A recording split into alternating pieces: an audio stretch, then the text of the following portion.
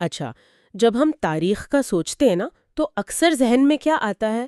میرے خیال میں تو بادشاہ، جنگیں، تاریخیں، ایک بہت ہی خشک سی لسٹ۔ بالکل ایک بورنگ سبجیکٹ لگتا ہے اکثر لوگوں کو۔ جی، لیکن تاریخ دراصل اس سے کہیں زیادہ ہے۔ یہ ایک ایسی کہانی ہے جسے ہم حال میں رہ کر سمجھنے کی کوشش کرتے ہیں، اور آج ہمارے پاس جو ماخوذ ہے، پروفیسر جانسن کی کتاب عیسائیت کی تاریخ، وہ ہمیں ایک ایسے مذہب کو جس کے بارے میں ہم سمجھتے ہیں کہ ہم بہت کچھ جانتے ہیں، ایک بالکل نئے زاویے سے دیکھنے کی دعوت دیتی ہے۔ بالکل آج ہمارا مقصد اسی کتاب کی روشنی میں عیسائیت کے پہلے 1500 سال کا سفر دیکھنا ہے۔ یہ کہانی ایک چھوٹے سے غیر معروف یہودی فرقے سے شروع ہوتی ہے اور ایک عالمی طاقت بننے پر ختم ہوتی ہے۔ جی، ہم یہ کھوج لگائیں گے کہ یہ مذہب کیسے مختلف تہذیبوں کے سانچے میں ڈھلا، اس نے دنیا کو کیسے بدلا اور خود دنیا نے اسے کیسے بدل دیا، اور اس دوران کچھ عام غلط فہمیوں کو بھی دور کرنے کی کوشش کریں گے۔ زبردست! تو ہم اس کہانی کو کچھ بڑے حصوں میں تقسیم کر لیتے ہیں۔ پہلے ہم اس کی جڑوں کو دیکھیں گے، یعنی یونانی رومی اور یہودی دنیا میں اس کی پیدائش۔ ٹھیک ہے۔ پھر ہم اس حیرت انگیز تبدیلی کا جائزہ لیں گے جب یہ ایک مظلوم اقلیت سے ایک شاہی مذہب بن گیا، اور آخر میں ہم قرون وسطیٰ کی مسیحی دنیا کے عروج اور ان دراڑوں پر بات کریں گے جن سے آگے چل کر ایک بہت بڑا طوفان آیا۔ چلیں شروع کرتے ہیں۔ تو آئیے شروع سے شروع کرتے ہیں۔ ماخذ کہتا ہے کہ عیسائیت خلا میں پیدا نہیں ہوئی، اس کی ایک واضح نسب تھی۔ تو اس کی یہ ثقافتی والدین کون تھے؟ اس کے دو بہت واضح ثقافتی والدین ہیں۔ ایک ہے یونانی رومی تہذیب اور دوسرا، جو شاید اس سے بھی زیادہ اہم ہے، وہ ہے یہودیت۔ اچھا۔ دیکھیں، یونانی رومی دنیا نے اسے پھیلنے کے لیے ایک اسٹیج فراہم کیا۔ سوچیں، سکندر اعظم نے ایک ایسی دنیا بنا دی تھی جہاں لوگ ایک دوسرے سے جڑے ہوئے تھے، جسے وہ اوئکومنے یا معلوم دنیا کہتے تھے۔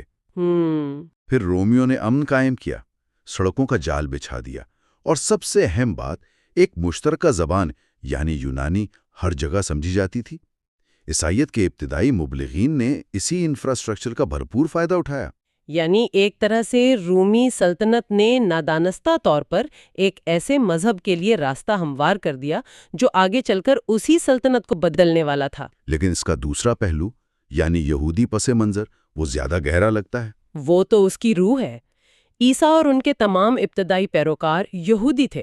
وہ یہودی صحیفے پڑھتے تھے، یہودی عبادت گاہوں میں جاتے تھے۔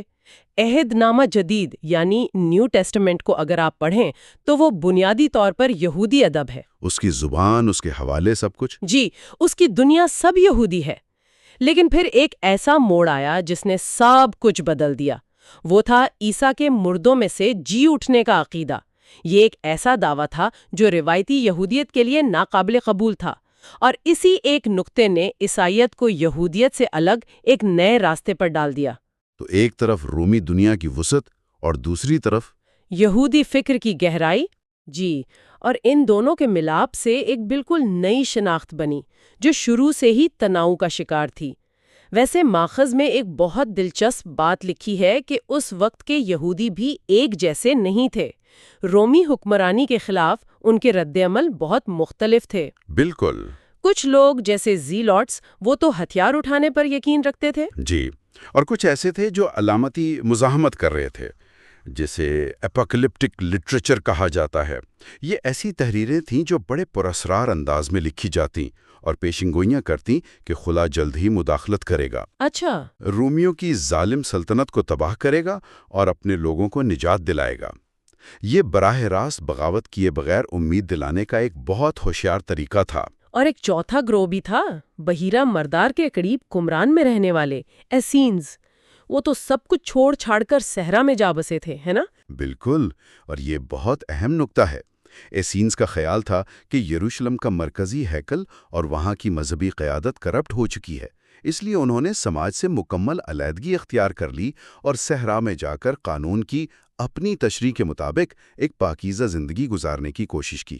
یہ جو متبادل زندگی کا تصور ہے، یہ تو بعد میں آنے والی عیسائی رہبانیت یعنی موناسٹسزم کی ایک ابتدائی جھلک پیش کرتا ہے۔ جی ہاں، تو یہ سمجھنا ضروری ہے کہ عیسائیت کسی ایک جامد معاشرے سے نہیں، بلکہ ایک ایسی متحرک اور رنگا رنگ یہودی دنیا سے ابھری جہاں ہر کوئی اپنے اپنے طریقے سے خدا اور دنیا کو سمجھنے کی کوشش کر رہا تھا۔ تو یہ واضح ہے کہ ابتدائی عیسائیت اپنے یہودی پس منظر کی وجہ سے کتنی متنوع تھی، لیکن یہی تنوع اور رومی سماج سے علیحدگی ان کے لیے مشکلات کا باعث بھی بنی۔ ماخذ بتاتا ہے کہ صدیوں تک وہ ایک غیر مقبول فرقہ تھے۔ یہ صورتحال کیسی تھی؟ میں تو یہ پڑھ کر بہت حیران ہوئی کہ رومی عیسائیوں کو ملحد یعنی ایتھیسٹ کہتے تھے۔ ہاں، ایک مذہبی گروپ پر الحاد کا الزام، یہ کیسے ممکن ہے؟ یہ آج ہمیں عجیب لگتا ہے، لیکن اگر آپ رومیوں کے نقطہ نظر سے سوچیں تو یہ بالکل منطقی تھا۔ رومی مذہب ایک عوامی اور سماجی معاملہ تھا۔ شہر کے دیوتاؤں کی پوجا کرنا ایک شہری فریضہ تھا، سلطنت سے وفاداری کی علامت۔ اچھا۔ عیسائیوں نے ایسا کرنے سے انکار کر دیا کیونکہ ان کا ماننا تھا کہ صرف ایک ہی خدا ہے۔ رومیوں کے لیے دیوتاؤں کو نہ ماننا الحاد تھا۔ صحیح۔ انہوں نے عیسائیوں پر یہ بھی الزام لگایا کہ وہ انسان دشمن ہیں کیونکہ وہ رومی تہواروں، کھیلوں اور عوامی زندگی میں حصہ نہیں لیتے تھے۔ وہ انہیں ایک خفیہ اور مشکوک گروہ سمجھتے تھے۔ تو ان پر ظلم و ستم کتنا شدید تھا؟ کیا یہ کوئی مسلسل جاری رہنے والی مہم تھی؟ نہیں، یہ بھی ایک عام غلط فہمی ہے۔ ماخذ واضح کرتا ہے کہ زیادہ تر ظلم و ستم مقامی سطح پر اور وقفے سے ہوتا تھا۔ مطلب کوئی ایک گورنر غصے میں آ گیا یا کسی شہر میں کوئی آفت آ گئی تو الزام عیسائیوں پر ڈال دیا گیا، نہ پر تھے۔ اور یہاں بات واقعی دلچسپ اور کچھ پریشان کن ہو جاتی ہے۔ ماخذ میں ایک بہت چونکا دینے والی تشبیہ استعمال کی گئی ہے۔ لکھا ہے کہ ظلم و ستم کے اس طویل تجربے نے عیسائی نفسیات پر ایک گہرا اثر چھوڑا، بالکل ایک ایسے تشدد کا شکار بچے کی طرح جو بڑا ہو کر خود تشدد کرنے والا بن جاتا ہے۔ یہ ایک بہت سنگین دعویٰ ہے۔ یہ ایک طاقتور اور سنگین دعویٰ ہے، لیکن تاریخ اس کی گواہی دیتی ہے۔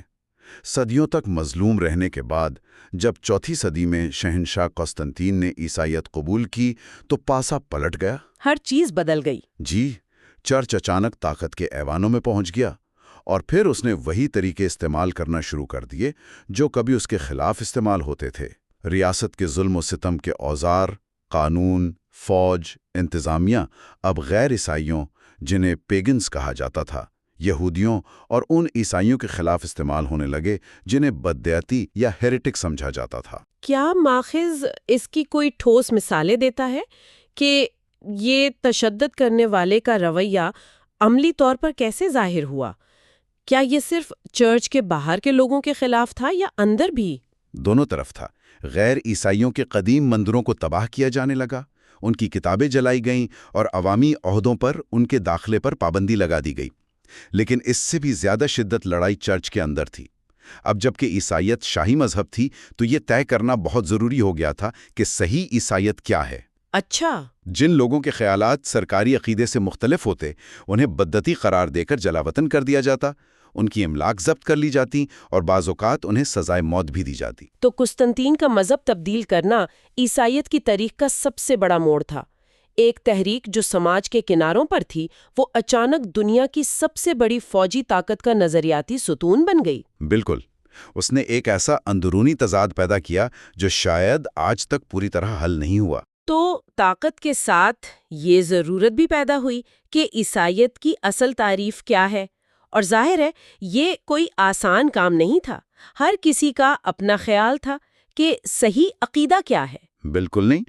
چوتھی اور پانچویں صدیاں شدید اور بعض اوقات پرتشدد مذہبی بحثوں سے بھری ہوئی ہیں، اور اس کی وجہ یہ ہے کہ عیسائیت اپنی فطرت میں ہی ایک عقیدے کا مذہب ہے۔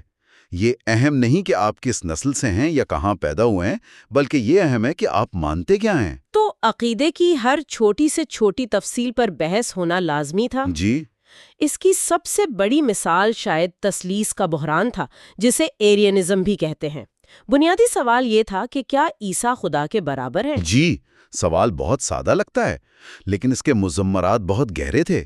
اسکندریہ کے ایک پادری ایریس نے یہ تعلیم دینا شروع کی کہ بیٹا یعنی عیسیٰ باپ یعنی خدا کی سب سے عظیم مخلوق تو ہے، لیکن وہ ہمیشہ سے نہیں تھا۔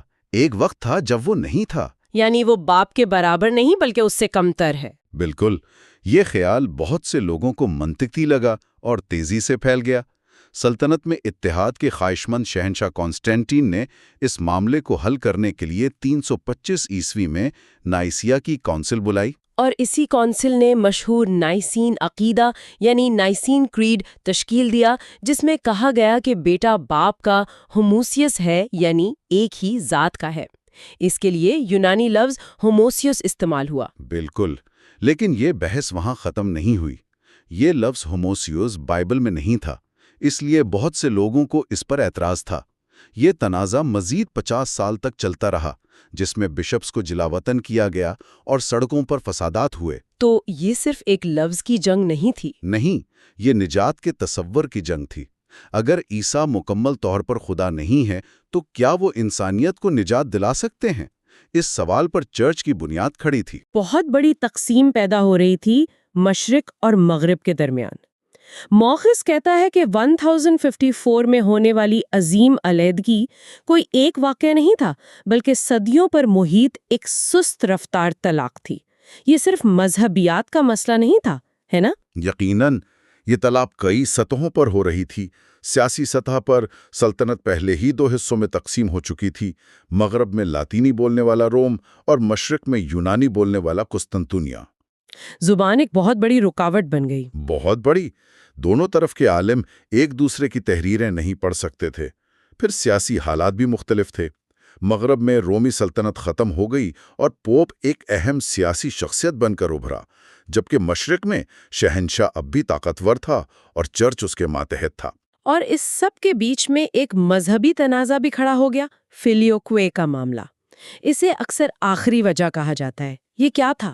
فلیوکوے لاطینی زبان کا لفظ ہے جس کا مطلب ہے اور بیٹے سے۔ نائسین عقیدے کے اصل متن میں لکھا تھا کہ روح القدس باپ سے صادر ہوتی ہے، لیکن مغربی چرچ نے بعد میں اس میں اور بیٹے سے کا اضافہ کر دیا۔ یہ تو بہت چھوٹی سی تبدیلی لگتی ہے۔ الفاظ میں چھوٹی لیکن مطلب میں بہت بڑی۔ مشرق کے لیے یہ 3 بڑی غلطیاں تھیں۔ اول، یہ ایک بنیادی عقیدے میں یک طرفہ تبدیلی تھی جو ایک عالمی کونسل کی منظوری کے بغیر کی گئی۔ دوم، اس نے ان کی مذہبیات کو چیلنج کیا۔ اور سوم، یہ پوپ کے اس اختیار کو ظاہر کرتا تھا کہ وہ اکیلے ہی پورے چرچ کے عقیدے کو بدل سکتا ہے، جو مشرق کی چرچ کبھی قبول نہیں کرتا۔ تو جسے ہم خالص مذہبیات سمجھتے ہیں، اس میں سیاست، ثقافت اور طاقت کی جنگ گہرائی سے جڑی ہوئی تھی۔ اب اس کہانی کی اگلے باب کی طرف چلتے ہیں، قرون وسطیٰ کی مسیحی دنیا یعنی کرسچندم۔ جب ہم یہ لفظ سنتے ہیں تو ذہن میں عظیم کیتھیڈرلز، یونیورسٹیاں اور صلیبی جنگجوؤں کی تصویریں آتی ہیں۔ اور یہ تصویر کافی حد تک درست ہے۔ یہ ایک ایسی تہذیب تھی جسے پوپ، بادشاہوں اور راہبوں نے مل کر بنایا تھا، اور اس میں شاید سب سے اہم کردار رہبانیت یعنی موناسٹسزم کا تھا۔ ماخذ اسے عیسائیت کا سب سے اہم ادارہ قرار دیتا ہے، جو ایک بہت بڑا دعویٰ ہے۔ سینٹ بینیڈکٹ جیسے لوگوں نے ایسی خانقاہیں قائم کیں جو صرف عبادت گاہیں نہیں تھیں بلکہ علم کے مراکز، معاشی پاور ہاؤس اور افراتفری کے دور میں استحکام کے جزیرے تھے۔ ان کا اصول تھا اورا ایت لیبورا، یعنی دعا اور کام۔ انہوں نے قدیم کتابوں کو نقل کر کے محفوظ کیا۔ اور پھر اس تہذیب کا ایک دوسرا زیادہ متنازع پہلو ہے صلیبی جنگیں، کروسیڈز۔ ماخذ انہیں عیسائی شناخت کا ایک انتہائی مبہم اظہار کہتا ہے۔ اس سے کیا مراد ہے؟ اس سے مراد یہ ہے کہ صلیبی جنگوں کے پیچھے کوئی ایک وجہ نہیں تھی۔ اس میں خالص مذہبی جوش بھی تھا، یعنی یروشلم کو مسلمانوں کے قبضے سے آزاد کرانے کی خواہش، لیکن اس میں دنیاوی مقاصد بھی شامل تھے۔ پوپ یورپ میں اپنی طاقت بڑھانا چاہتا تھا، بادشاہ اور نواب مشرق میں نئی زمینیں اور دولت حاصل کرنا چاہتے تھے، اور عام سپاہیوں کو ان کے گناہوں کی معافی کا وعدہ کیا گیا تھا۔ بالکل، یہ امن اور محبت کے اس مذہب کا ایک انتہائی پرتشدد اظہار تھا جو اپنے ہی بنیادی اصولوں کے خلاف تھا۔ لیکن عام لوگوں کے لیے صلیبی جنگوں کا کیا مطلب تھا؟ کیا یہ صرف پوپ اور بادشاہوں کا منصوبہ تھا یا اس میں عوامی جوش و خروش بھی شامل تھا؟ ماخذ کے مطابق اس میں عوامی جوش و خروش کا بہت بڑا کردار تھا۔ اس وقت کے مبلغین نے ایسی پرجوش تقریریں کیں کہ ہزاروں عام لوگ، کسان، غریب اپنا گھر بار چھوڑ کر ایک ایسے سفر پر نکل پڑے جس کے بارے میں وہ کچھ نہیں جانتے تھے۔ ان کے لیے یہ ایک مقدس یاترا تھی۔ جی، اپنی نجات کا ذریعہ۔ لیکن اس کا سب سے تاریک باب چوتھی صلیبی جنگ تھی، جب صلیبی جنگجو یروشلم جانے کے بجائے اپنے ہی عیسائی شہر قسطنطنیہ پر حملہ آور ہوئے اور اسے لوٹ کر تباہ کر دیا۔ اس واقعے نے مشرق اور مغرب کے چرچ کے درمیان نفرت کی ایسی دیوار کھڑی کر دی جو آج تک پوری طرح نہیں گر سکی۔ تو یہ کرسچنڈم جو باہر سے بہت مضبوط اور متحد نظر آتا تھا، اس کے اندر گہری دراڑیں موجود تھیں۔ ماخذ چرچ کے اندر ایک ذات پات کے نظام، بدعنوانی اور ایک ایسے پوپ کے ادارے کا ذکر کرتا ہے جو ایک بادشاہ کی طرح کام کر رہا تھا۔ بالکل، اور یہی وجہ تھی کہ مارٹن لوتھر سے صدیوں پہلے اصلاحات کی آوازیں اٹھنے لگی تھیں۔ نظام کے اندر سے ہی لوگ کہہ رہے تھے کہ چرچ اپنے راستے سے بھٹک گیا ہے۔